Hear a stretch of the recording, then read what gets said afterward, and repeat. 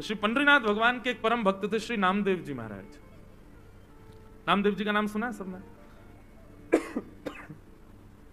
नामदेव जी की बड़ी अद्भुत कथा है। नामदेव जी की जो माता जी थी ना, उनको बिना विवाह के पुत्र प्राप्त हुआ था नामदेव। आप कहोगे कैसे संभव है? यही तो बात है। नामदेव जी की माता जी जब छोटी आयु थी उनकी, सब लोग ध्यान से सुनो, तो मीराबाई की भांति कथा आती है कि उन्होंने भी अपने पिताजी से पूछा कि मेरे पति कौन है, तो पिता ने ऐसी सहज में कह दिया घर के ठाकुर जी को, ये तुम्हारे पति हैं। और नामदेव जी की माता जी को पूर्ण निष्ठा हो गई, ये मेरे पति हैं, उन्हीं को पति मान करके रहने लगे। और रोज रोती हैं कि आप मेरे पति हो, इस बात को आप स्वीकार नहीं करते, मैं तो आपको पति मानती हूं, आप मुझे पत्नी नहीं मानती। ठाकुर जी से रोती थी। और ठाकुर जी ने एक दिन प्रसाद दिया और उस कन्या के गर्भ से श्री नामदेव जी प्रकट हुए। महाराज पूरे गांव मोहल्ले और शहर के लोगों ने निंदा करनी प्रारंभ कर दी, लेकिन नामदेव जी की माताजी ने अपने पिताजी से रोते हुए कहा, मैं किसी की सौगंध खा के कहूं पिताजी, ये पुत्र साक्षात विट्ठल भगवान का ही है, आप मुझ पर संशय नहीं कीजिएगा, संदेह मत कीजिएगा। संशय होने लगा लेकिन सबको, तब आकाशवाणी हुई और आकाशवाणी में स्वयं ठाकुर जी ने कहा कि यह बालक हमारा है और नाम ही इसका धन होगा, जीवन पर्यंत ये नाम के आश्रय पर ही रहेगा, इसलिए इसका नाम होगा नामदेव। ऐसे नामदेव जी महाराज। एकादशी की बड़ी निष्ठा थी उनकी। अच्छा एक बात और कहूं बंधुओं, आपने यदि कोई भगवत संबंधी नियम चालू करने का मन बनाया है कि कल से मैं ऐसा करूंगा, कल से मैं रोज तिलक लगाऊंगा, या कल से मैं रोज ठाकुर जी की सेवा करूंगा, कल से रोज 108 तुलसी अर्पित करूंगा, या हर हफ्ते में एक दिन ठाकुर जी को अन्नकूट करूंगा, ये जो भी आपने अगर कोई नियम बनाने का मन बनाया, तो उस नियम को तोड़ने की पूरी जिम्मेवारी ठाकुर जी लेते हैं। बोले अच्छा तो चलो हम तोड़वाएंगे, और किसी ना किसी रूप में वो नियम तोड़वाते ही हैं, इसलिए घबराना नहीं। आप जैसे ही संकल्पबद्ध होगे कि मुझे एकादशी रखनी है, अगली एकादशी पे देख लेना ऐसा कुछ होगा कि आप अन्न खाने पर मजबूर हो जाओगे। तब समझ जाना बारे ठाकुर जी आपने ये किया लेकिन हम खाएंगे ही नहीं। आप अपनी स्थिति से हटना नहीं बस। तो नामदेव जी एकादशी की बड़ी निष्ठा थी उनकी, समस्त वैष्णवों की होती है। एक दिन भगवान ने नामदेव जी की परीक्षा लेने के लिए एक वृद्ध ब्राह्मण का रूप धारण किया।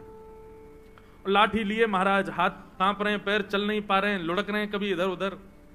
इस स्थिति में श्री नामदेव जी के घर ठाकुर जी पहुंच गए।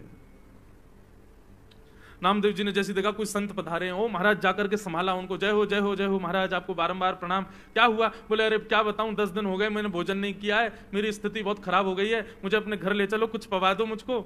नामदेव जी तुरंत उनको अपने घर लेकर के आए, आसन पर सुंदर बिठाया, चरण आदि धोए। बोले ये सब मत करो भैया, मेरे भूख के कारण प्राण निकल रहे हैं, जल्दी भोजन कराओ।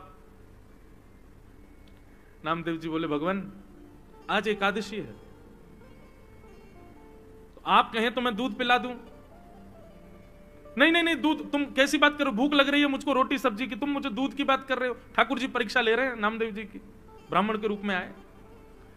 नामदेव जी बोले तो फल खा लीजिए। बोले फल खा लूंगा तो मुझे जुकाम हो रहा है, मैं फल नहीं खा सकता, मैं बीमार हो जाऊंगा, डॉक्टरों ने मना किया, वैद्यों ने मना किया है। नामदेव जी बोले तो फिर क्या आपको अर्पित करूं बताओ? बोले दाल भात बनवाओ, दाल भात बनवाओ, रोटी सब्जी बनवाओ, जल्दी वही पाऊंगा। नामदेव जी बोले क्षमा करें भगवान, द्वादशी तक प्रतीक्षा करनी पड़ेगी, अभी एकादशी चल रही है, आपको मैं अन्न नहीं खवा सकता। ब्राह्मण बोलने लगा मेरे प्राण निकल जाएंगे, मैं मर जाऊंगा अभी यहीं पर। अरे भैया, और शास्त्र भी आज्ञा करते हैं 90 वर्ष की ऊपर की आयु वाला नहीं भी करे तो चलता है, मेरी 90 के आसपास की उम्र है, अब कोई बात नहीं ना, आप हमको भोजन करा दो। नामदेव जी बोले भैया क्षमा करें, ना हम खाएंगे ना हम खाने देंगे, ये एकादशी का नियम है, ये तो करना पड़ेगा आपको। बोले मेरे प्राण निकल जाएंगे, मर जाऊंगा, तुमको अच्छा लगेगा तुम्हारे घर पर आकर के कोई ब्राह्मण भूखा मर जाए? नामदेव जी बोले मरना तो एक दिन है ही, आज एकादशी, आज ही चले जाओ, इससे बढ़िया दिन क्या होगा। ब्राह्मण ने महाराज चिल्ला चिल्ला करके मोहल्ले वाले बुला लिए सारे।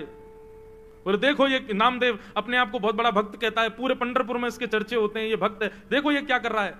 सबने कहा भैया क्या हो गया? नामदेव जी बोले आज एकादशी है, ये 10 दिन के भूखे हैं, कह रहे हैं भोजन कराओ, हम कह रहे हैं एकादशी है, द्वादशी तक प्रतीक्षा करो, और पाना है तो फल पालो, दूध पी लो। पड़ोसियों ने भी कहा नामदेव जी आप करो ना एकादशी, उनको क्यों करवा रहे हो जबरदस्ती, उनको बेचारों को दे दो जो भी है। नामदेव जी बोले क्षमा करो, मैं इनको अन्न नहीं दे सकता। अब तो मोहल्ले के लोग भी बुरा भला कहने लगे, बोले नामदेव ऐसी कौन सी भक्ति होती है कि तुम जबरदस्ती दूसरे के ऊपर थोप रहे हो कि करना ही पड़ेगा। सब लोग गए, महाराज जी आप चलो हमारे घर चलो, हम आपको बना के पवा देंगे। नामदेव जी सामने आ गए, बोले जाने भी नहीं दूंगा, मुझे पता चल जाए कि एकादशी और कोई अन्न खाने बैठ रहा तो मैं थाली उठा के भाग जाऊं, मैं नहीं खाने दूंगा। अब तो महाराज ठाकुर जी नाटक करने में तो ठाकुर जी एक नंबर है, हाथ पांव कांपने लगे ठाकुर जी के, और महाराज गिर पड़े, मुंह से झाग निकलने लगा। बोले नामदेव मेरे प्राण निकल रहे हैं, कुछ तो दे दो।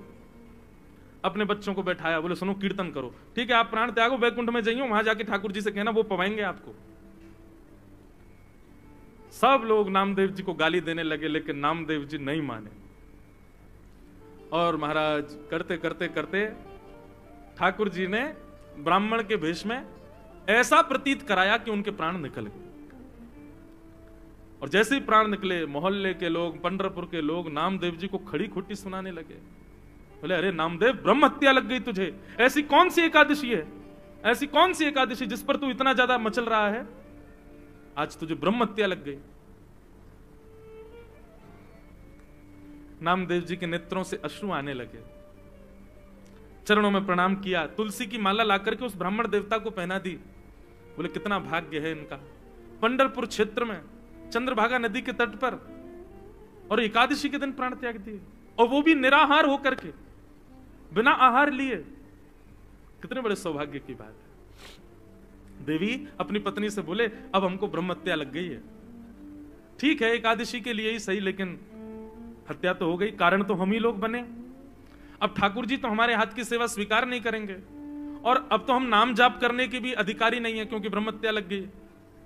चलो इन ब्राह्मण देवता की अंत्येष्टि करते हैं, और उसी चिता में हम लोग भी जीवित अपने प्राण त्याग देंगे।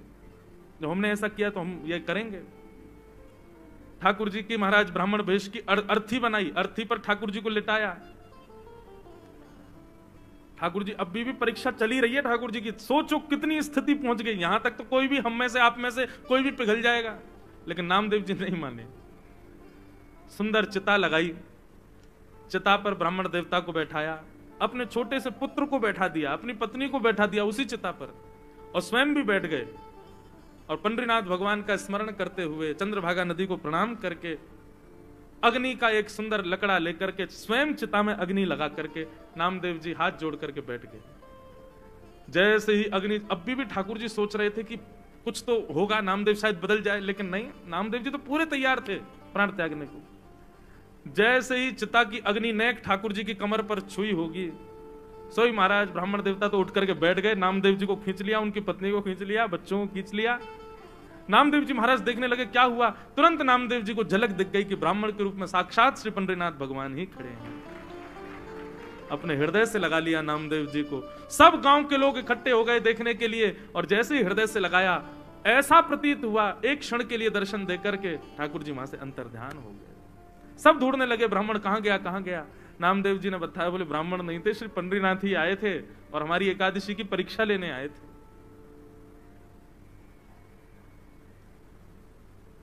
ऐसी बंधुओं, ये निष्ठा है, ये कोई व्रत नहीं है, ये आपका प्रेम है ठाकुर जी के प्रति। उसको प्रेम की तरह ही इजहार करो उसका। नियम जब बन जाता है ना, तो वहां प्रेम नहीं रहता। ठीक है, एकादशी एक नियम है, पर उसको प्रेम की तरह पालन करो कि हमारा प्रेम है ठाकुर जी के प्रति, कि हम आज आपके लिए हम अन्न नहीं पाएंगे। महीने में 2 बार हर वैष्णव अपने ठाकुर जी के लिए एकादशी का व्रत करते हैं। तो ऐसी एकादशी जरूर करनी चाहिए भैया। पहले हमसे भी नहीं होती थी, पर अब हमने भी प्रारंभ, कथा कहते कहते हमारे जीवन में भी भाव आया, अब हम भी करते हैं। और एकादशी के दिन बंधुओं, भैया इनको बोल दो ना शांत हो जाए, हमारी कथा हो जाए, फिर बोलने। बोलो वृंदावन बिहारी लाल की। दूसरी बात एक और सुनिए बंधुओं, व्रत उस वस्तु का किया जाता है जिस वस्तु के बगैर आप रह नहीं सकते। प्राचीन काल में लोगों के पास में बहुत साधन नहीं थे, केवल रोटी और सब्जी के लिए ही मानव जीता था। बच्चे प्राचीन काल में, आज से 100 वर्ष पहले भी, वो एक्साइटमेंट उनका तभी होता था जब मां चूल्हे में अग्नि लगाती थी। सब बच्चे बैठ जाते थे, अब हमको रोटी मिलेगी, अब हमको सब्जी मिलेगी। रोटी सब्जी ही साधन होता था, इसके अलावा करने को कुछ था ही नहीं। इसलिए प्राचीन काल में, प्राचीन भारत से या प्राचीन युगों से व्रत के रूप में अन्न का त्याग बताया गया। आज भी अन्न का त्याग ही व्रत है। पर मुझे ऐसा लगता है, ये शास्त्र की बात नहीं, ये मुझे ऐसा लगता है कि व्रत करना है तो उस वस्तु का करो जिसमें आप आसक्त हो। और आज की डेट में सबसे ज्यादा आसक्त व्यक्ति है इसके प्रति। इस बार की एकादशी तो ठीक है, अगली एकादशी, क्योंकि भोजन छोड़ना कोई बड़ी बात नहीं है आज की डेट में। मैं कितने घरों में जाता हूं, बच्चे पतले दुबले, मैंने कि माता जी इनको खिलाती क्यों नहीं, पूरे दिन फोन में लगा रहता है, खाता ही नहीं है, भूखी नहीं लगती इसको। आजकल भोजन छोड़ना बड़ी बात नहीं है, 2-2 दिन भी लोग भूखे रह लेते हैं। आजकल बड़ी बात है 2 घंटे भी इसके बिना रहना। हम आपसे क्या कह रहे हैं, हम खुद व्यासपीठ पर लेके बैठे हैं, लेकिन हम तो इसलिए लेके बैठे हैं, बीच में कभी पद याद आ जाता है, वो पद सेव नहीं हो तो हम तुरंत निकाल करके फिर वो आपको सुनाना होता है, इसलिए हम रखते, बाकी रहता फ्लाइट मोड पे। और हमारा फोन किसी काम का है भी नहीं, जे हमारे पास रहता ही नहीं, औरों के पास ही रहता है। लेकिन फिर भी हूं तो मैं भी आप लोगों में से ही। एकादशी करनी है तो उस वस्तु की करो जिसके प्रति आपकी ज्यादा आसक्ति है। व्रत करना है तो उस वस्तु का करो जिसके प्रति आपका लगाव इतना है कि उसके बगैर आप रह ही नहीं पाते। और आज की डेट में इससे बड़ी एकादशी कोई नहीं। अगली एकादशी, जितने बजे एकादशी तिथि प्रारंभ हो और जब तक द्वादशी ना आए, ब्राह्मण देवता से पूछ लेना कितने बजे एकादशी प्रारंभ होगी, इतने बजे हो रही है, और द्वादशी कब लगेगी, इतने बजे, उतनी देर फोन नहीं चलाना, तब आपकी एकादशी मानी जाएगी। मैं तो आजकल के युवाओं को यही बोलता हूं कि आप लोग अन्न वन्न तो कोई भी छोड़ लेगा, इसको छोड़ के दिखाओ। जिन जिन लोगों के अंदर व्यसन है, तंबाकू का व्यसन है, सिगरेट का व्यसन है, या फिर मदिरा का व्यसन है, और एक और बात, क्रोध का व्यसन है, बहुत क्रोध आता है, हर दिन गुस्सा आता है, लोभ का व्यसन है, मोह का व्यसन है, ये सारे अवगुण आपको सबको पता है कि हमारे अंदर क्या है। व्रत करना है तो अगली एकादशी पर अपने उन अवगुणों का व्रत करना है। रोज क्रोध आता, आज क्रोध नहीं करेंगे, चाहे कोई कितना ही बुरा कर ले हमारे साथ, आज गुस्सा करना ही नहीं है। और बताएं, इंद्रियों का व्रत करो, कभी नेत्रों का व्रत करो। नेत्रों का व्रत कैसे, कि आज नेत्रों से केवल भगवत संबंधी वस्तुओं का दर्शन करेंगे, सांसारिक वस्तुओं को नहीं देखेंगे। कानों का व्रत, आज कानों से केवल भगवत चर्चा, भगवत गुणानुवाद, भगवत संकीर्तन ही सुनेंगे, और कुछ नहीं सुनेंगे। जीव का तो आप लोग करते ही हो। इंद्रियों का व्रत अनेक प्रकार हैं बंधुओं, क्योंकि आजकल क्या होता है कि लोग अन्न छोड़ने की क्रिया करते हैं, लेकिन हृदय से तो दूसरा कोई खा रहा हो तो उससे कहते हैं, भाई सुन, तू उधर जाके खा ले, हमारा व्रत है, तेरी थाली देख के हमारा मन कर रहा है, तू उधर खा, रोटी हमारे सामने मत खा। ये कोई व्रत है? नहीं। एकादशी निष्ठा है, एकादशी आपके प्रेम का प्रमाण है, उसको उसी प्रकार करो। मुझे बहुत अच्छा लगा सुन के, जब मुझे पता चला कि तांदूर के हमारे शारदा परिवार के और यहाँ के कई भाई लोग प्रभात फेरी करते हैं एकादशी के दिन। सब लोग सवेरे सवेरे 5 बजे, मुझे भी बुलाया था आज, लेकिन हम इतने थके रहते हैं, नहीं गया। पर यह अच्छी बात है, आप लोग किसी रूप में ही सही एकादशी का प्रारंभ इतना सुंदर कर रहे हैं, तो बहुत अच्छी बात है।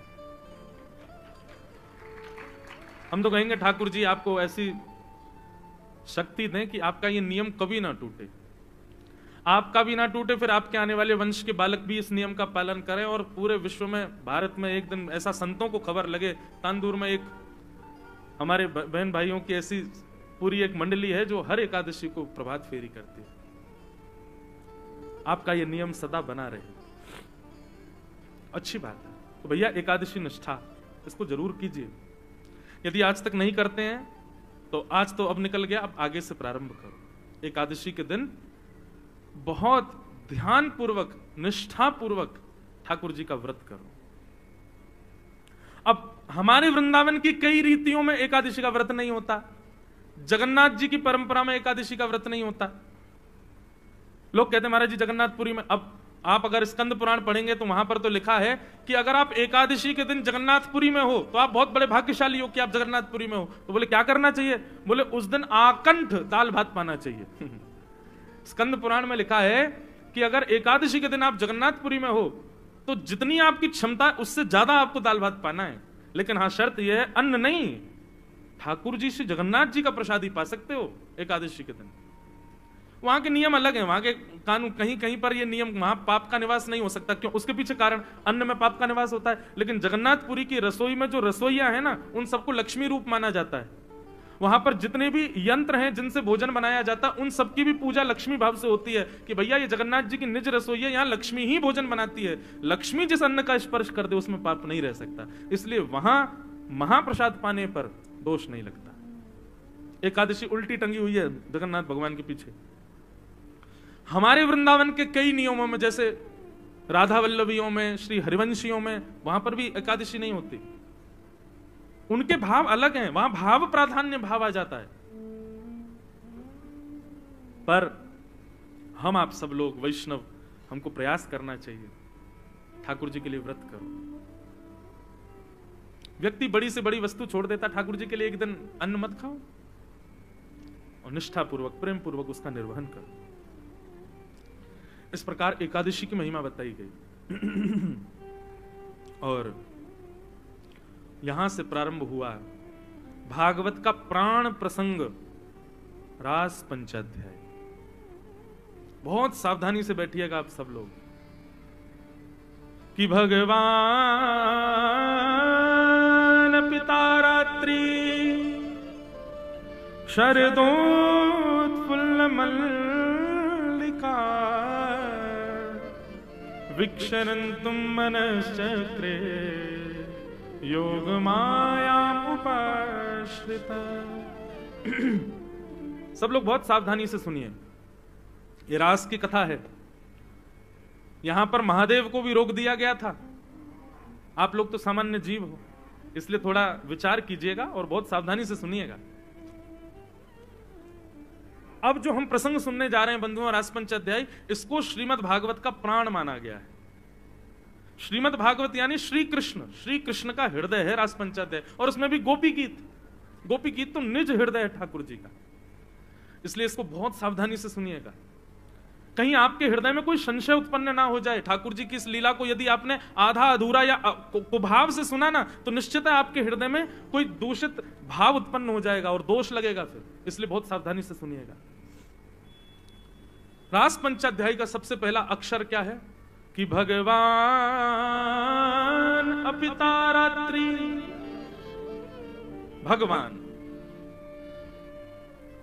भगवान शब्द से रास पंचाध्याय का प्रारंभ होता है। आप लोग इतनी कथा सुनते हो, इतना मंदिर जाते हो, इतना सब गुरुजनों का संग करते हो, इतना पवित्र जीवन जीते हो, चलो मुझे बताओ भगवान की परिभाषा क्या है? भगवान कहते किसको है बताओ? केवल आप लोग सुनोगे उसी से काम थोड़ी चलेगा, बीच बीच में हमको टेस्ट भी लेना चाहिए, और मैं कहीं कहीं लेता भी हूं। यहां तो हम नहीं ले पाए, पर चलो हमें कोई एक व्यक्ति बता दे कि भगवान कहते किसको है। आप कहोगे मोर मुकुट वंशी वारे भगवान, लाओ अभी मुझे दो, मैं पहन के बन जाऊं भगवान। वस्त्र आवरण भगवान नहीं होते हैं। भगवान कहते किसको हैं? 6 ऐश्वर्यों से जो संपन्न हैं, 6 भग जिनके पास हैं, उनको भगवान कहते हैं। जैसे बल के अधिष्ठाता को बलवान कहते हैं, धन के अधिष्ठाता को धनवान कहते हैं, ठीक वैसे ही 6 भग जिनके पास हैं वो भगवान। और ये 6 भग कौन कौन से हैं? ये 6 ऐश्वर्य कौन कौन से हैं?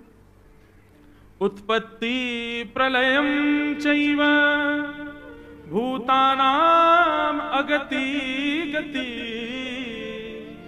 वेत्ति विद्याम अविद्याम च सवाच्यो भगवान इति। याद रखिएगा, जिसको ये पता है कि सृष्टि कब बनी थी और जिसको ये पता है कि संहार कब होगा, पता से नहीं, जो सृष्टि का आदि है, निर्माता है, और जिसके ही अधीन ये सृष्टि है, जब वो चाहे तब इसको तहस नहस कर सकता है। ये दो लक्षण जिसके पास है। एक बार हम स्कूल में जब पढ़ते थे तो हल्ला मचा था 2012 में पृथ्वी खत्म हो जाएगी, और फिर एक हॉलीवुड ने मूवी भी बना दी, लोग बाग डरते रहे। फिर हुआ 2020 में खत्म हो जाएगी, अब 2024 चल रहा, अभी तक तो कुछ हुआ नहीं। अभी ऐसा आ रहा है कहीं कहीं से भारत में ही सुनने को मिल रहा है 2026 में खत्म हो जाएगा सब। भविष्य मल्लिका नाम के ग्रंथ में लिखा है कि ऐसा होगा, वो होगा, पृथ्वी पर जे हो जाएगा। मुझे आप एक बात बताइए, सर्वनाश अभी नहीं हो रहा है क्या? हर क्षण सर्वनाश हो रहा है हम लोगों का। सूर्य दिन व दिन तेज युक्त होते जा रहे हैं, ग्लोबल वार्मिंग हो रही है, बर्फीले पहाड़ अपने पिघलते जा रहे हैं। चलो ये तो वातावरण की बात है, मानवों को देख लो। 100 वर्ष की आयु मिली हम लोगों को, कौन जी रहा है 100 वर्ष?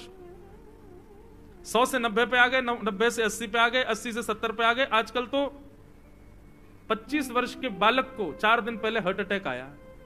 25 वर्ष के बालक को, आप सबके बालकों को मैं देखता हूं, 3-3 वर्ष के बालक के आंखों में चश्मा लगा हुआ है। 3 वर्ष के बालक की आंखों में चश्मा। ये सर्वनाश नहीं हो रहा हम लोगों का? हम हर दिन प्रलय की ओर जा रहे हैं। क्यों? रोज के तब ऐसा होगा, तब ऐसा, कुछ ना कुछ हो ही रहा है हमेशा। हर साल एक नई चीज होती है। आजकल कोविड आ गया, अब तो कोरोना बड़ा साधारण हो गया, किसी को भी हो जाता है। जब आया था तब तो बड़ा भयावह स्वरूप था, मंजर था। तो भैया ये तो प्रकृति का नियम है, हर दिन कम हो रहा है, सब कुछ घटता ही जा रहा है। लेकिन जो परफेक्टली जानते हैं कि विश्व का नाश कब होगा, वो भगवान है। इसको कोई नहीं बता सकता कि पृथ्वी का सर्वनाश कब होगा, पृथ्वी कब बनी थी और पृथ्वी कब धूमिल होगी। ये जो जानते हैं, ये 2 लक्षण हो गए, उत्पत्ति प्रलयम चैव। दूसरी बात, भूतानाम अगति गति। मुझे ऐसा लगता है मैं ऐसा करूंगा तो इसमें मुझे फायदा होगा, लेकिन वो करने के बाद मुझको कोई फायदा नहीं हुआ, बल्कि बर्बाद और हो गए। मतलब आपने खूब जन्मपत्री दिखवाई, ब्राह्मणों से पूछा, सारे शुभ काम किए, लेकिन फिर भी उस काम में आपको लॉस हो गया। क्यों? क्योंकि कितने भी भविष्य कथन करने वाले हों, आपकी कहां गति होगी, कहां अगति होगी, ये कोई नहीं बता सकता।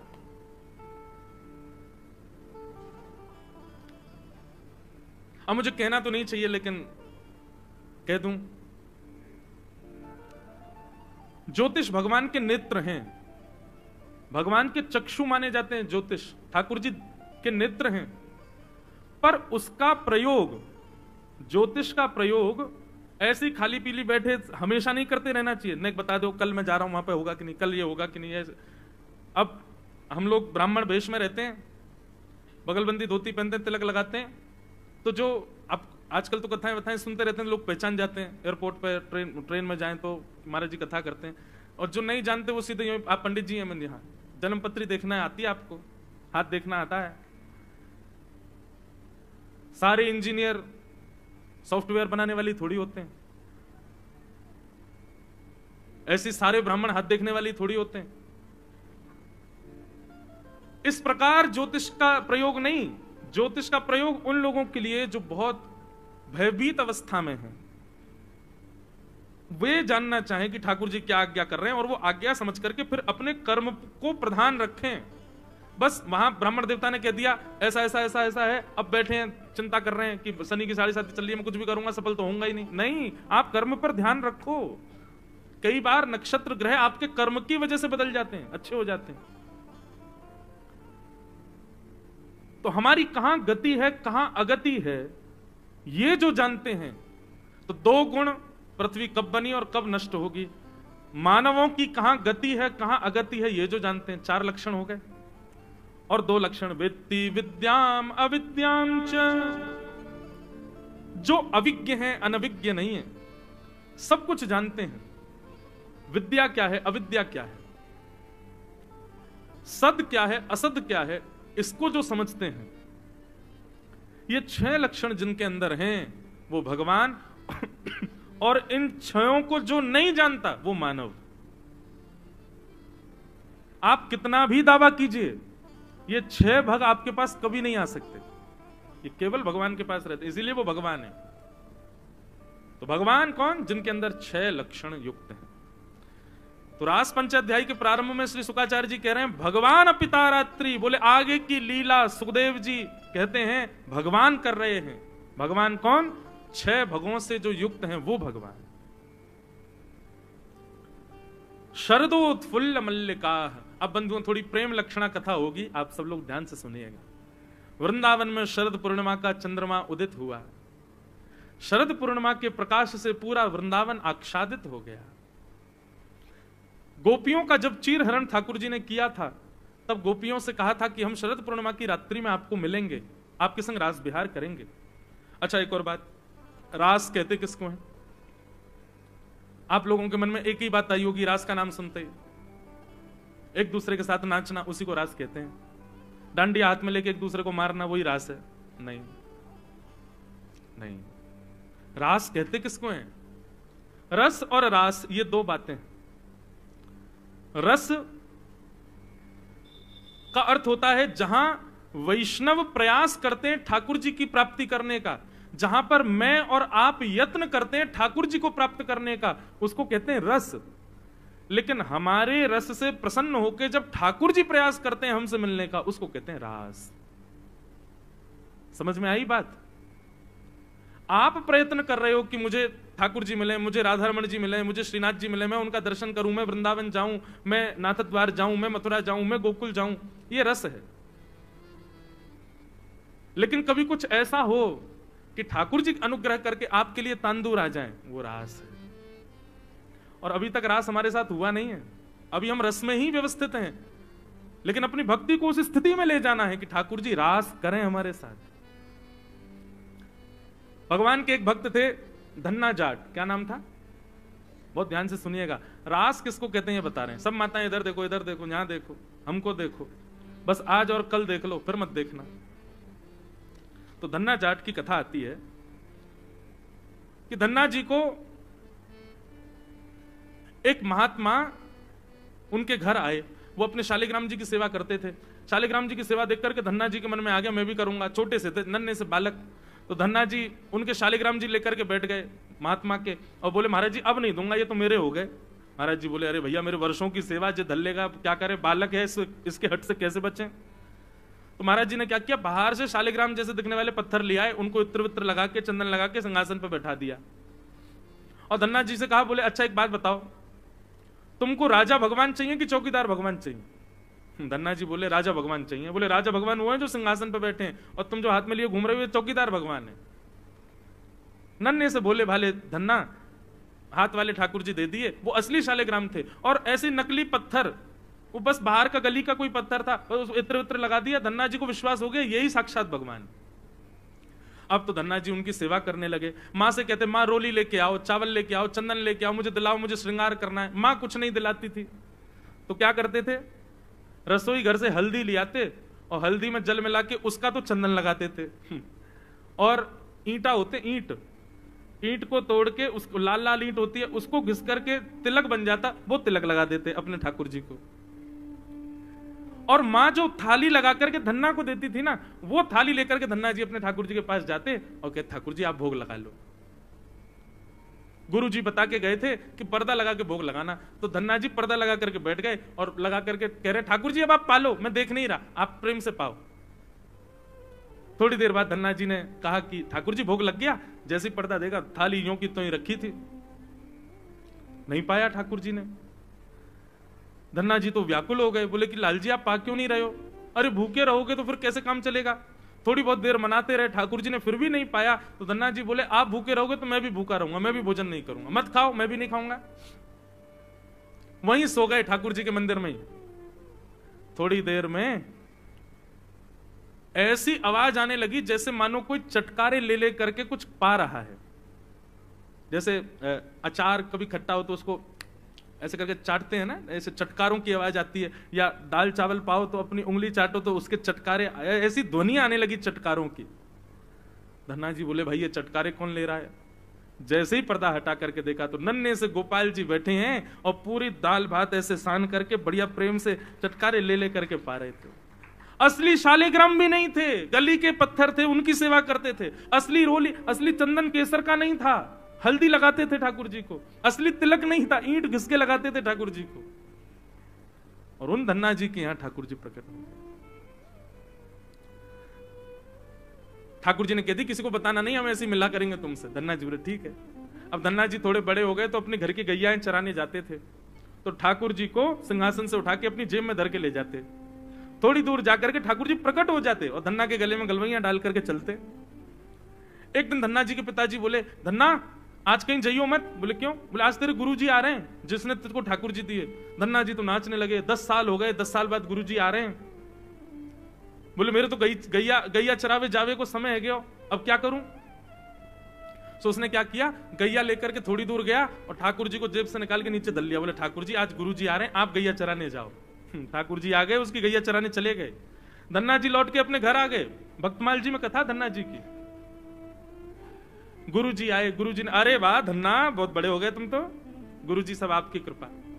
और बताओ तुम्हारे ठाकुर जी की सेवा पूजा अभी छोड़ दी कि अभी करते हो? नहीं गुरुजी आप देखे गए थे, बिल्कुल करता हूं। ये देखो उनका मंदिर, ये देखो उनका सिंहासन, ये देखो उनका बीड़ा भोग, ये देखो उनका प्रसादी, ये देखो झारी जी।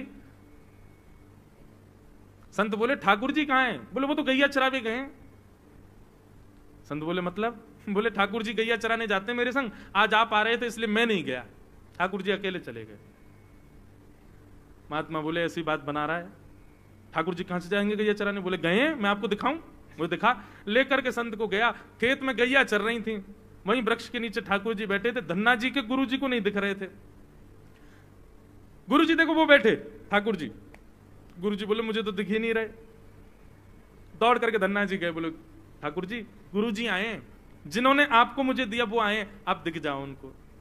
आहा, धन्ना जी की बात मान करके ठाकुर जी प्रकट हो गए, उनके गुरुदेव को दर्शन दिए। गुरुदेव रोने लगे, बोले सच्चे शालिग्राम की सेवा 100 वर्षों से कर रहा हूं। मेरे गुरुदेव से प्राप्त थे 150 वर्ष पुराने शालिग्राम।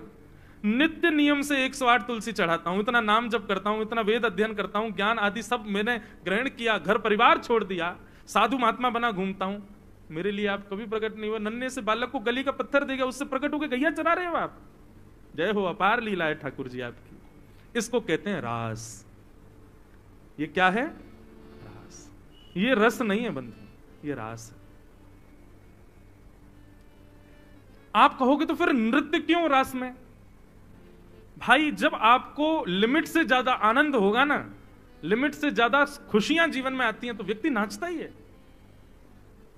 एक गति, एक सीमित अवस्था है, वहां तक ही हमको सुख मिल सकता है। उससे अधिक सुख मिलने पर हमारे देह को सुध नहीं होती। हम कुछ भी करते हैं, कुछ भी, कहीं भी नाचते हैं, कहीं भी गाते हैं, कुछ भी करते हैं। माता पिता के इकलौते पुत्र का ब्याह हो तो माँ की खुशी देखो, पिता की खुशी देखो, खूब नाचते हैं। नाचना नहीं आता फिर भी नाचते हैं। यहां तो गोपियों को भगवान मिल गए तो गोपियां नाचेंगी नहीं, गोपियां नृत्य नहीं करेंगी। लेकिन आज के बाद याद रखिएगा, रास का मतलब नाचना नहीं होता। रास का मतलब होता है कि ठाकुर जी ने अपनी प्रभुता छोड़ करके गोपियों को वो स्थान प्रदान किया जो एक प्रियतमा का होना चाहिए। उनके लिए इतने सहज हो गए कि गोपियों के गले में गलवैयां डाल रहे हैं, गोपियों के संग घूम रहे हैं, गोपियों की बात सुन रहे हैं। इसको रास कहते हैं, ये रास विहार। और उससे प्रसन्न होकर के गोपियां नाचती हैं, इसलिए हमको नृत्य दिखता है रास में। पर रास का मतलब और रस का मतलब यही है कि हम प्रयास करें ठाकुर जी को प्रसन्न करने का, ये रस है। लेकिन ठाकुर जी प्रयास करें हमसे मिलने का, ये रास है। सब गोपियां, मैंने कल भी बताया था, ये त्रेता युग के सब संत हैं।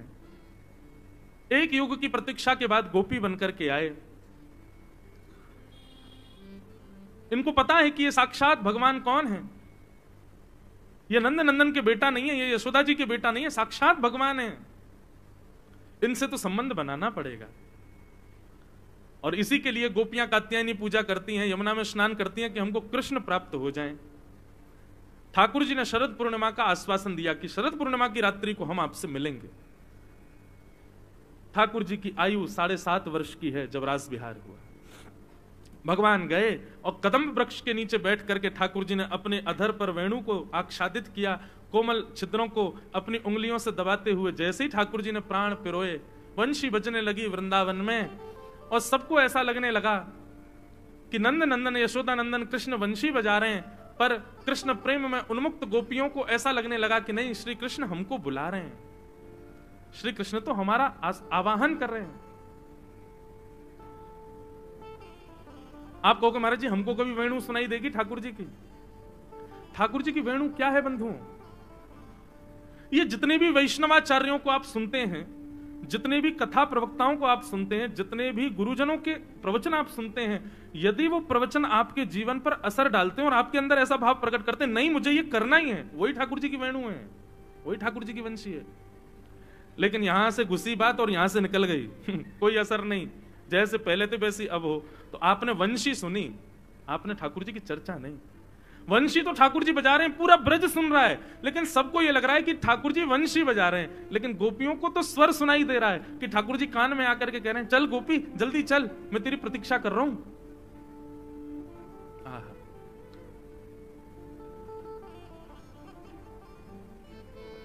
जिस दिन कथा ना लगे, केवल एक प्रवचन तक ना लगे, ऐसा भाव उत्पन्न करे चित्त में कि ये मेरे लिए आज्ञा है, तब मानो कि ठाकुर जी अनुग्रह कर रहे हैं। भगवान ने वंशी बजाई, वंशी सुनकर के सब गोपियां अपने अपने घर को छोड़ के भागी। कोई दूध काट रही थी, कोई अपना श्रृंगार कर रही थी, कोई वस्त्र पहन रही थी, कोई पति को भोजन करा रही थी, कोई बालकों को खिला रही थी, सब अपने अपने कार्यों में थी। लेकिन कैसी स्थिति सुनो, जैसे ही वेणु सुनाई दी, उस कार्य को तुरंत वहीं रोक करके सीधी भागी ठाकुर जी के पास। मतलब प्रेम की इतनी ऊंची अवस्था है कि यह भी विचार नहीं कर रही है कि इस काम को संभाल लें फिर हम जाएं ना, ठाकुर जी ने पुकारा, तुरंत भागी। और कोई बहुत सुंदर बन करके गई हैं गोपियां, ऐसा नहीं। गोपियों के रूप का वर्णन यदि आप करें या रूप देखना चाहें, रास बिहार में जितनी गोपियां आई तो उनके रूप कैसे थे? बोले एक गोपी के एक ही आंख में काजल लगा है, एक गोपी ने एक ही कान में कुंडल पहना है, किसी गोपी के वस्त्र अस्त व्यस्त हैं, किसी गोपी के आधे केश खुले हैं, आधे गुथे हुए हैं। ऐसी अस्त व्यस्त अवस्था में, मतलब ये सब गोपियां किसी को रिझाने की भावना से भी नहीं गई हैं, और ये सब ये बात जानती भी हैं कि श्री कृष्ण रूप पर तो नहीं रीझते। दौड़ने लगी सब गोपियां, अपने घर परिवार सबका त्याग कर दिया। अच्छा, अब यहां पर प्रश्न आता है, इतनी सारी गोपियां, लाखों गोपियां गई थी रास में, इनके घर वालों ने रोका नहीं इनको? इनके पतियों ने रोका नहीं? वर्णन आता है कि कई पतियों ने रोका, तो गोपियों ने क्या किया, अपने आप को कक्ष में बंद कर लिया और बोले तुमको ना ये शरीर ही प्रिय है ना, ये शरीर रहेगा तुम्हारे पास, मैं शरीर को त्याग करके आत्मस्वरूप धारण करके कृष्ण के पास चली जाऊंगी। और असंख्य गोपियों ने इस प्रकार रासभूमि में प्रवेश किया। भैया ये अद्भुत है, ये सामान्य प्रेम नहीं है। यहां गोपियां देह त्याग करके भी पहुंच रही हैं। तो प्रश्न उठता है, इस तरह से तो ना जाने कितनी गोपियों ने अपने देह का त्याग कर दिया। और वर्णन आता है कि ठाकुर जी 6 महीने तक रास विहार करते रहे, तो क्या 6 महीने तक किसी के घर वालों ने ऑब्जेक्शन नहीं किया कि हमारी बहु बेटियां कहां गई? तब वर्णन आता है, योग मायाम उपाश्रित। वैष्णो देवी, जिनको आप सब पूजते हैं, पूरा भारत पूजता है, ये वैष्णवी देवी हैं।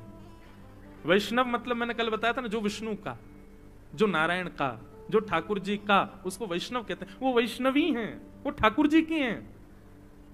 जितनी गोपियां रास बिहार में गई हैं, उतनी गोपियों का रूप धारण करके वैष्णवी देवी ही पूरे ब्रजमंडल में बैठी।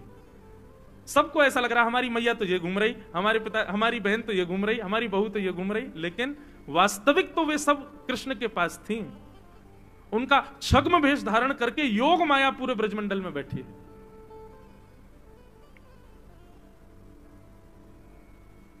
सब गोपियां पहुंच गईं ठाकुर जी के समीप। भगवान ने सबसे पहले तो स्वागत किया, स्वागतम वो महाभाग प्रियम किम करिवाणि व्रजस्यानामयं कश्चित् ब्रूतागमन कारणम्। बहुत सुंदर भाव। ठाकुर जी ने कहा आइए आइए आइए, स्वागत है सब गोपियों का। लेकिन क्या मैं आप लोगों के इतनी रात में अपने अपने घर परिवार छोड़ के, पतियों को छोड़ के, बच्चों को छोड़ के यहां आने का कारण पूछ सकता हूं? मैंने कल भी कहा था बंधुओं कि रास बिहार में आई हुई गोपियों की आयु 6 वर्ष से लेकर के 100 वर्ष तक की है। इसका मतलब ये रास विहार कोई कोई स्त्री के रूप या किसी युवावस्था का ये रास विहार नहीं है, हर अवस्था की गोपी है वहां पर।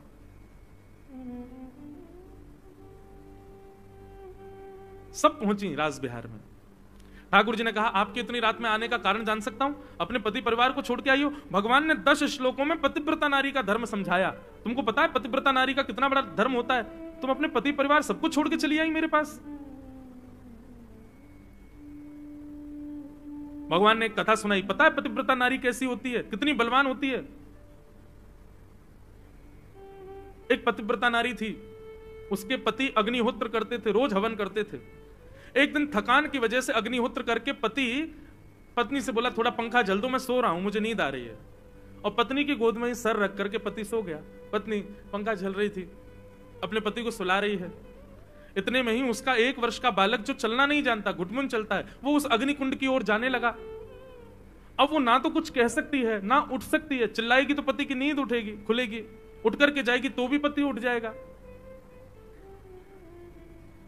उसने नेत्र बंद करके अग्निदेव से प्रार्थना की, यदि मेरे पातिव्रत धर्म में बल हो, मेरे बालक की रक्षा करना।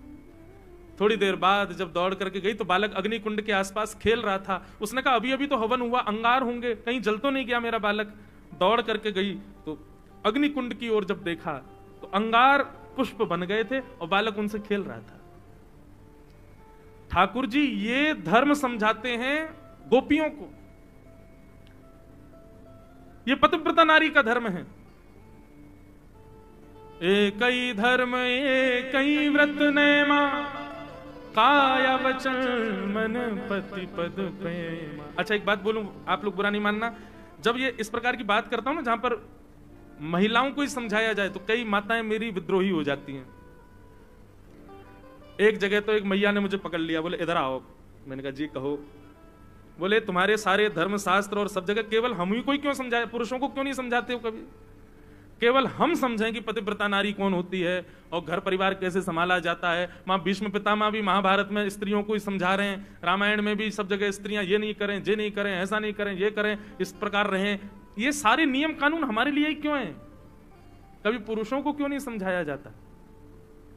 देखो माताएं, आपसे हाथ जोड़ के निवेदन करते हुए कहें, जिम्मेवार व्यक्ति को ही जिम्मेदारियां दी जाती है, गैर जिम्मेवार व्यक्ति को जिम्मेदारी नहीं दी जाती।